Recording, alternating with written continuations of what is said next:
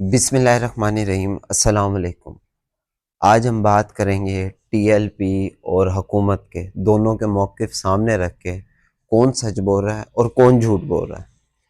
سب سے پہلے حکومت کا الزام یہ ہے ٹی ایل پی پہ کہ یہ تشدد پھیلانے کے لیے اسلام آباد جا رہی تھی۔ دوسری طرف ٹی ایل پی کا موقف یہ ہے کہ ہم صرف اور صرف امریکن ایمبیسی کے سامنے اپنا احتجاج ریکارڈ کروانا چاہ رہے تھے، جس سے حکومت کے اوپر پریشر بنے کہ اور وہ اسرائیل کو تسلیم نہ کرے تاکہ عوامی پریشر ہو۔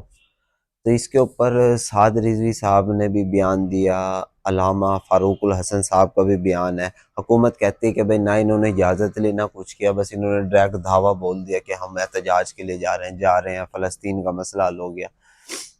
بیسیکلی ان کی کال تھی پہلے کی، تو فلسطین کا یہ جو غزہ کا مسئلہ ہے یہ حل ہوا بعد میں۔ تو انہوں نے باقاعدہ طور پہ کہا ہے حکومت ہمیں سامنے لائے، ہم آپ کو دکھاتے ہیں کہ ہمارے پاس اجازت نامہ موجود ہے۔ اب یہ نہیں پتا کہ وہ اجازت نامہ جو ہے وہ امریکن ایمبیسی کا ہے یا کہیں اور کا ہے، لیکن اجازت نامہ ٹی ایل پی کے پاس احتجاج کا موجود ہے۔ تو جب وہ یہاں سے نکلے حکومت نے ان کو منع کیا، حکومت نے رابطہ کیا، اس کے بھی بالکل ثبوت موجود ہے۔ حکومت نے منع کیا تو ٹی ایل پی نہیں رکی، پھر حکومت نے رابطہ کیا منیب وہ جو کراچی کے مفتی ہیں، مفتی اعظم منیب فاروق جو بھی ہیں، تو انہوں نے کہا، تو یہ جاتے جاتے بیچ میں راستے میں رکے، پیچھے سے حکومت نے، پولیس نے ٹی ایل پی کے کارکنانوں کے گھر اور بیسیکلی سعد حسین رضوی کے گھر دعویٰ بول دیا۔ اب دعویٰ بول دیا، وہاں پر انہوں نے پولیس نے ریڈ کی ہے، تو وہاں پر انہوں نے، آپ نے دیکھا ہوگا سب ٹی وی چینلز کے اوپر کہ ان کے ریڈ کے اندر آیا تھا کہ بھائی ان کے گھر یہ موجود ہے، یہ موجود ہے۔ میں نے تو دیکھا بھی کہ اتنے کلو سونا ہے، یہ کرنسی ہے، وہ کرنسی ہے، لیکن جس ٹائم میں اپنی بات بتا رہا ہوں، جس ٹائم آیا نا کہ انڈین کرنسی سعد رضوی کے گھر سے ملی ہے، تو میں تو بیسیکلی سمجھ گیا تھا کہ یہ جھوٹ ہے، یہ تو ریڈی جھوٹ تھی۔ بھائی اس کی میں آپ کو مثال یہ دیتا ہوں، سعد رضوی کی حکومت کے خلاف کھڑا ہوا ہے، ایجنسیاں اس کے پیچھے لگی ہوئی ہیں، انڈین کرنسی وہ اپنے پاس رکھ سکتا ہے؟ عقل کی بات ہے۔ اور انڈین کرنسی وہ کہاں پہ استعمال کرے گا؟ پاکستان میں، وہ کہیں جا کے کرے گا، وہیں پکڑا جائے گا۔ میری تو سمجھ سے باہر تھی یہ انڈین کرنسی والی بات۔ بقایا تو چلو آپ سارا کچھ ڈال سکتے ہو، انڈین کرنسی پتہ نہیں کیسے ڈال دی۔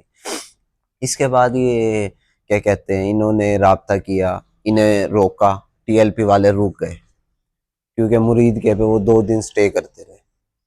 پھر سعد رضوی کی پریس کانفرنس وغیرہ موجود ہیں جو کہ میڈیا پہ بالکل بلیک آؤٹ ہے، منع کیا گیا ہے کہ آپ نے بالکل بھی نہیں چلانی، موجود ہیں کہ آپ آئیں ہم سے مذاکرات کریں، بات کریں، جو بھی ہے معاملے کو آگے بڑھائیں۔ 2 دن انہوں نے وہاں پر انہیں سٹے کرایا، رابطہ نہیں کیا۔ پھر انہوں نے ایک ہی دم 13 اکتوبر کی صبح کریک ڈاؤن کر دیا۔ یار اب سمجھ سے باہر ہے، آپ نے کچھ نہیں کیا اور وہ تشدد کر رہے ہیں۔ آپ کا بیسیکلی یہ ہے کہ ایس ایچ او کو 12 گولیاں مار دی۔ میں نے ویڈیوز دیکھی ہیں جس کے اندر پولیس والے لبیک والوں کے چاروں طرف گھرے ہوئے ہیں، وہ جا کے پوچھ رہے ہیں بھائی آپ نے پانی پیا؟ بھائی آپ کو کوئی پریشانی ہے؟ تو یہ تو بالکل ہی جھوٹ ہے کہ وہ تشدد کر رہے تھے، یہ بھی بالکل جھوٹ ہے۔ ایک ایس ایچ او کو وہ 12 گولیاں مار رہے ہیں، دوسروں پہ تشدد کر رہے ہیں، ایک کو ماری 2 کو بھی مارتے، 3 کو بھی مارتے، ایک کو 12 گولیاں مار دی، دوسرے کو کسی کو کچھ نہیں کہا۔ یہ بھی سمجھ سے باہر ہے، پتہ نہیں کیا بات ہے۔ تیسرے نمبر پہ جو کیا کہتے ہیں حکومتی موقف ہے کہ ہم نے کچھ بھی نہیں کیا، گولی ہم نے نہیں چلائی۔ مودی نے کشمیر میں کیا کیا تھا؟ جب اس نے 5 اگست کو یہ سب کچھ کیا تو اس نے سب سے پہلے جا کے میڈیا کا بلیک آؤٹ کیا کہ کوئی بھی میڈیا جا کے آزادانہ تحقیقات نہ کرائے۔ اسرائیل نے غزہ میں کیا کیا؟ فلسطین میں میڈیا کو نہیں جانے دیتے۔ آپ نے کچھ نہیں کیا مرید کے پہ، ٹی ایل پی کا الزام ہے کہ آپ نے ہمارے بندے مارے اور آپ کہہ رہے ہیں ہم نے نہیں مارے۔ آپ اوپنلی BBC کو، پاکستان میڈیا کو چھوڑیں، اوپن میڈیا کو چھوڑیں، وہ جا کے تحقیقات کر لیں وہاں پر۔ پھر آپ نے بلیک آؤٹ کیوں کیا ہوگا جب آپ نے گولی نہیں چلائی؟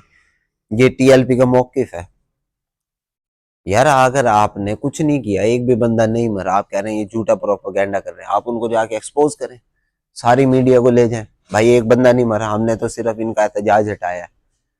تو ہماری تو یہ سمجھ سے باہر ہے بات، کیا حکومتی موقف ہے، موقف کے اندر ہی تضاد ہے. ایک طرف ایک بات کرتی ہے، دوسری طرف عمل اس کا بالکل اینٹی ہے. ٹی ایل پی کی بھی بات یہ غلط ہے کہ اگر آپ غزہ کا مسئلہ حل ہو چکا ہے، یا تو آپ اس سے پہلے کرتے، 2 سال گزرے ہیں جب تک تو نہیں ہوا.